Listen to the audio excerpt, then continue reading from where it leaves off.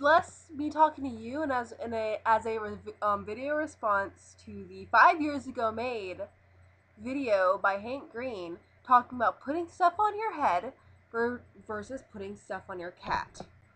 Now, my cat isn't a very putting stuff on her head sort of person. She doesn't tend to like that. For example, this upsets her.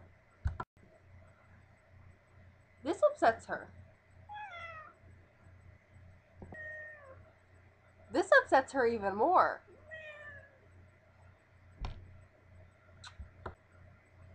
So now the question is, what's funnier? Putting stuff on an unwilling cat or putting stuff on your own head? Or the third participle, which not even Hank discussed, putting your cat on your head, which she also doesn't enjoy. Not only is it more liberating to say your cat actually trusts you to stay on your head that long, but what's better than a tail mustache?